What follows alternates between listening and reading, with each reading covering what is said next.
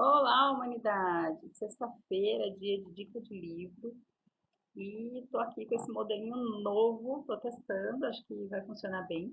Hoje nós vamos falar sobre um dos livros que vocês escolheram aí para minha leitura de férias, que é Magia de Redenção, que é uma obra psicografada de Ercílio Ramatiz. E a gente vai falar um pouquinho dele, tá? Esse livro surpreendente. Resumindo, ele é um livro surpreendente. Eu vou tentar seguir aqui o resumo que eu fiz e vou conversando com vocês, tá? Então tá aqui, é uma obra mediúnica do espírito Ramatiz, através da psicografia do médium Ercílio Mais, que é um médium de Curitiba, inclusive, do local onde eu moro aí. E ele aborda um assunto bem controverso, tá? Que é a prática da bruxaria, feitiço, maldição familiar, etc. Embora ao longo do livro, em momento algum, ele cita maldição familiar, contratos, como a gente está acostumado a trabalhar aí dentro da cura quântica e de todo esse processo terapêutico aí, de hoje em dia, né? A gente fala bastante em contratos. Ele não cita em momento algum, ele nem usa a palavra contrato, tá? Aqui ele vai tratar nesse livro da parte de feitiçaria mesmo, magia. É, não vai exaltar a magia como é algo sensacional, é algo espetacular, não. Na verdade, ele puxa mais para um alerta, tá? Ele tenta trazer a parte de magia e feitiço mais no sentido de prejudicar o outro. Então, é um alerta mesmo, tá? Porque muitas vezes a gente fecha os olhos para isso, mas tá aí, energeticamente tá aí, tá? Então, os supersticiosos dão uma exagerada, né? Essa questão do feitiço e tudo mais. E os cientistas negam. Então, vamos tentar, ele tenta trazer ele de uma maneira que a gente, pelo menos, fica atento à nossa postura e tudo mais. Então, ele traz as questões, ó, sobre as forças ocultas, o que normalmente eu chamo de energia reversa, né? E a sua atuação, a atuação dessa energia reversa na humanidade ainda nos dias de hoje, sim.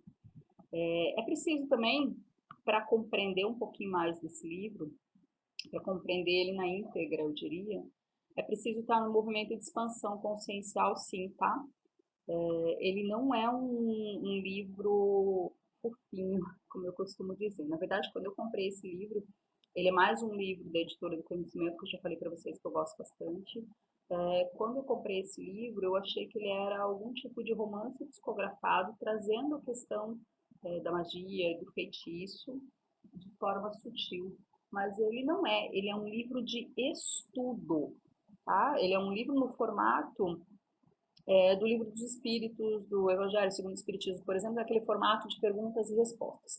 O que torna a leitura um pouco cansativa, tá? Então, ele tem capítulos, são 18 capítulos. Esse livro ele até dá para você ler capítulo avulso, mas ele não é um livro para iniciante, para quem está iniciando no estudo da espiritualidade de uma maneira geral. Ele é um complemento para quem já está aí na caminhada desse despertar, dessa busca, porque essa maneira de psicografia, de perguntas e respostas, isso é um estilo, né, de psicografia desde Kardec.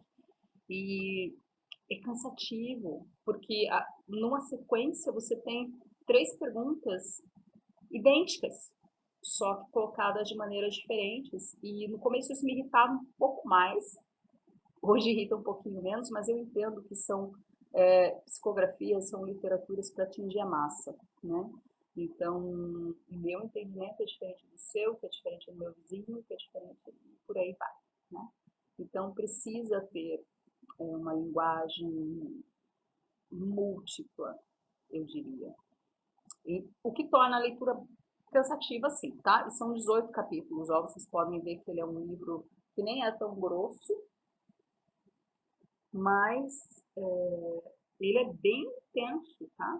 Eu tentei ler tudo aí nessa uma semana, confesso para vocês que algumas coisas eu passei um pouquinho para frente, mas a gente vai conversar, eu vou trazer algumas coisas de alguns capítulos, tá? Que mais que eu posso trazer aqui para vocês da introdução? Ele cita bastante a Cristo, claro, tá? Ramatiz tem essa coisa de trazer do Evangelho, Cristo, ele não dogmatiza, né? Ele não puxa para uma religião específica, porque ele cita bastante os terreiros, ele cita o candomblé, a umbanda, cita o cristianismo, não se aprofunda muito, tá? Mas ele tenta unificar num suposto discurso aí da famosa reforma íntima, né?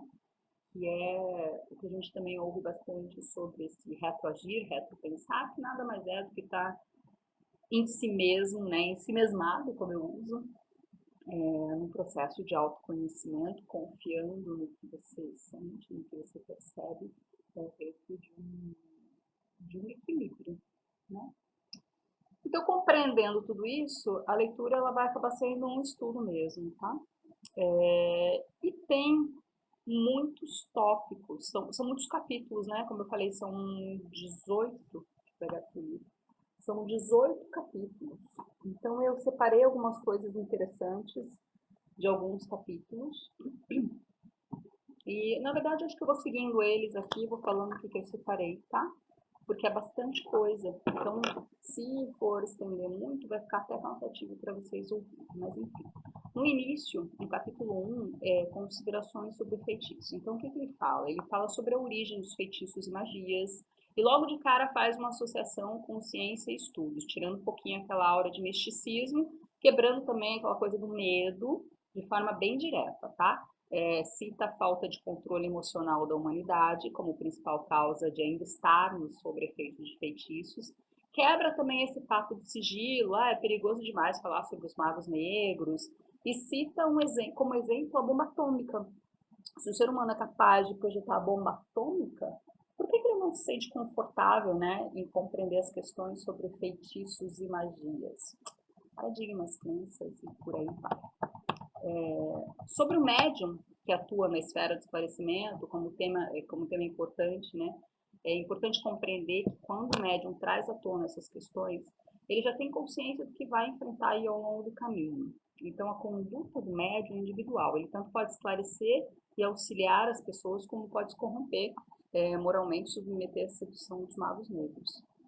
Nesse capítulo, ele associa também o enfeitiçamento com todo o sistema energético do ser humano. Brevemente, ele fala sobre ectoplasma, e é uma confusão, tá? Nessas literaturas aí, ele fala do fluido universal e do ectoplasma.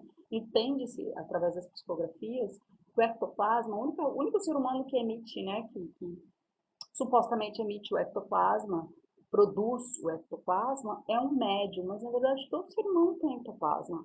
Se a gente tem fluidos vitais, a gente tem ectoplasma. Então há uma confusão aí entre ectoplasma e fluido universal, isso se mistura, não fica muito bem definido na maior parte da literatura psicografada, tá? Vai falar também sobre endereços vibratórios, que são os condutores aí dessas informações de feitiço, e fala também que no enfeitiçamento são utilizados objetos materiais condutores que ficam próximos ao ser enfeitiçado. Que é aquela história que a gente ouvia dos colchões, travesseiros, os buraquinhos de cera, aquela coisa toda, tá? E através da influência de comparsas espirituais, esse feiticeiro manipula tudo isso, tá?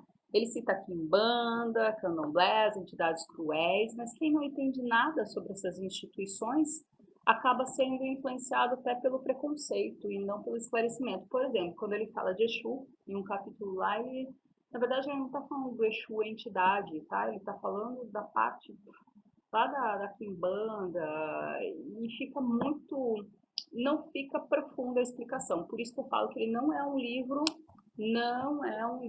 para amadores. Ele é um livro para quem já está na caminhada aí, quer dar uma aprofundada na questão de magias e feitiços, tá? Ele também coloca que não há tanta diferença entre os feitiços de antigamente e os de agora. Hoje a gente tem a tecnologia, então é como se novas versões de feitiços estivessem em andamento.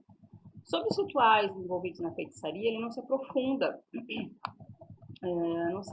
muito, não. Ele apenas cita a conexão energética entre o enfeitiçado e o objeto manipulado pelo feiticeiro, e o quanto isso é sério, tá? É um livro que se preocupa do começo ao fim e não dá receitas de feitiço, isso fica bem claro, tá? Então ele segura um pouquinho a informação. Sobre esses objetos e suas propriedades condutoras, ele também fala, mas não profundamente, é isso aí. Cita também o fato de todas as pessoas próximas ao enfeitiçado correrem o risco de serem afetadas pelo feitiço, bem como todas as áreas da sua vida. E no final desse capítulo, né, que é a introdução, na verdade, ele fala sobre a melhor defesa contra as projeções, que a melhor defesa contra as projeções de fluidos maléficos basicamente se resume ao controle emocional. É a teclinha que a gente bate desde sempre aí, tá? E aí, o que eu vou fazer agora? Eu vou falar sobre os capítulos, mas eu vou falar bem rapidamente, tá? Até para não ficar cansativo para vocês ouvirem. Então, ele segue falando do enfeitiçamento verbal e mental, que na verdade ele vai falar bastante sobre formas de pensamento e como isso se dá. Enfeitiçamento por meio dos objetos, que são os condutores.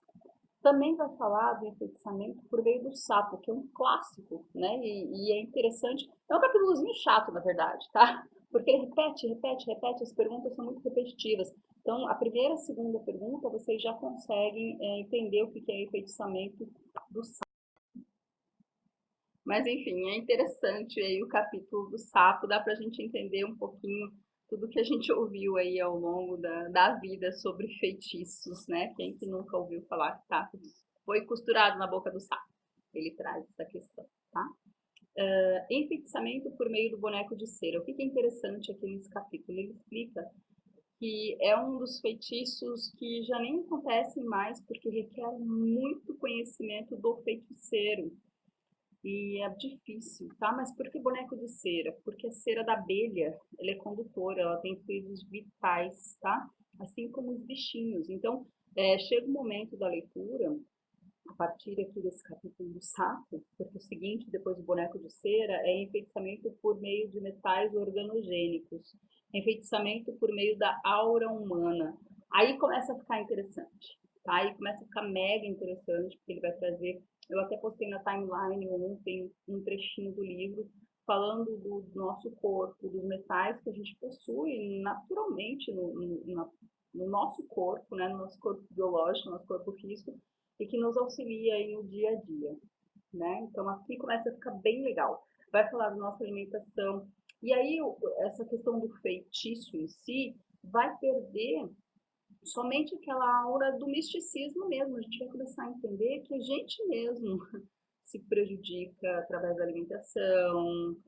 Ele fala das alergias alimentares, do leite, da carne, que de alguma maneira, energeticamente, isso também é uma forma de feitiço. É claro que é mais profundo, tá? Que eu tô falando bem superficialmente, mas lendo é super interessante. Vai falar sobre o mal olhado, sobre o uso do cabelo, né, na feitiçaria. E aí, do capítulo 11 para frente, são tópicos bem pontuais, tá? Amuletos, uso de amuletos e talismãs, ele explica a questão do metal, do cobre, do ouro, o que a gente projeta ali de informação que vai fazer com que esse objeto seja de fato um talismã, um amuleto. Benzimentos e simpatias, defumações. A parte da defumação, gente, é muito legal, porque ele explica toda a parte da resina, dos óleos aromáticos, como que isso influencia no nosso campo áurico. É bem interessante mesmo.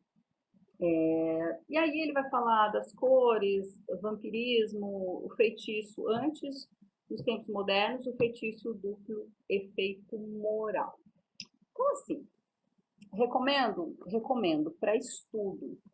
Repito, não é um livro para amadores e iniciantes no processo de despertar. Terapeutas, vale super a pena, tá? Porque quando a gente fala de quebra de contrato, por exemplo, a gente pensa em algo lá distante, feitiços, a gente nem pensa, né? Porque a gente pensa, cara, não existe isso, a gente acaba focando muito numa coisa de energia e tira essa palavra, esse vocabulário.